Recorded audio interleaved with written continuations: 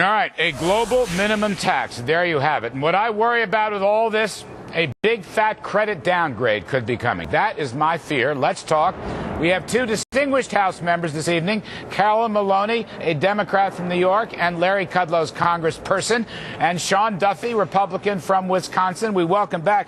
Carolyn, you know I'm not a happy camper. I want to go to this payroll tax cut just because it's not funded. And I want to say that the whole budget's not funded, and the entitlements are not funded, and taxes are going up. And I want to ask you, with everything unfunded and the U.S. on the road to bankruptcy and not even a budget resolution in sight, don't you think we deserve and are headed for a credit downgrade? Well, Larry, don't be so pessimistic. Remember that the last jobs report showed that we gained 250,000 roughly private sector jobs. We were gaining private sector jobs for the past 23 months, and for 5 months the unemployment rate has fallen. So we're trending in the right direction. This is under negotiation now. Apparently there's an agreement, from what I have heard, between Republicans and Democrats to agree to the tax benefit, the payroll tax benefit for 260 million Americans, working Americans, so they can take home roughly $1,000 during this economic crisis to help them through it.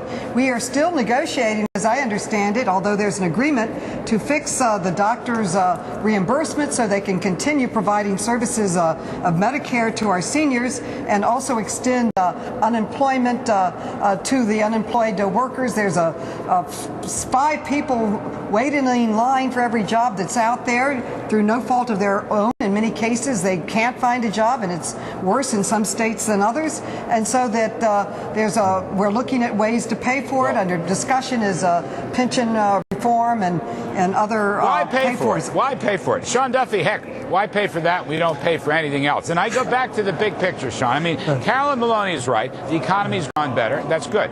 But in terms of the spending bomb, the deficit bomb, the debt bomb, the entitlement bomb, and the tax hike bomb, I see us disintegrating here in fiscal terms. That's my big worry. And my question to you is, are you or anybody else in the House worried about a credit downgrade among other problems? Absolutely, Larry. And, you know, as we want to use analogies, if you're sitting on the Gulf Coast before a hurricane hits, the sun shines and it's beautiful. But on the horizon is this massive storm coming. And that's what we have with our debt. This budget that the president put out, I mean, it's not serious. It's political. We're going to borrow another $1.3 trillion. That's 4 years of trillion-dollar debts. But I think what the most troubling aspect of the proposal is that there is no balance in sight. There are deficits for as far as the eye can see. And I think the American people want the president to be serious about our fiscal future. And I think, though, yes, we are trending in the right directions with regard to jobs, and we'll join hands on that front. But the problem is we're not exploding. This has been the longest downturn that we've seen since the Great Depression, and it's because massive regulations, threats of new taxes. I mean, at the point when the president wants businesses to invest in America, he's also telling them, I'm going to saddle you with more regulation, more red tape, more mandates, and you know what? I'm going to give you higher taxes when everyone else in the industrialized world is decreasing taxes. That doesn't make sense. $350 billion in higher business taxes, Carolyn Maloney, $2 trillion in tax hikes overall, $1.5 trillion in spending cuts. That's a measly $400 billion deficit reduction over 10 years. And the real clinker, Carolyn, this is the part that's the worst of all, we're not going to have a budget resolution. The Senate doesn't want a budget resolution. The White House doesn't want a budget resolution. And that's the problem with Greece. That was the problem with Italy. That was the problem with Portugal. They tried to tax and spend, and they tried to fudge the budget, and it didn't work. Are you not worried? You're my congresswoman. Are you not worried about credit downgrades and other fiscal bomb events? I am worried about everything, and I'm not going to stop being worried until every American who wants a job can get a job. And we need to grow this economy and make that happen.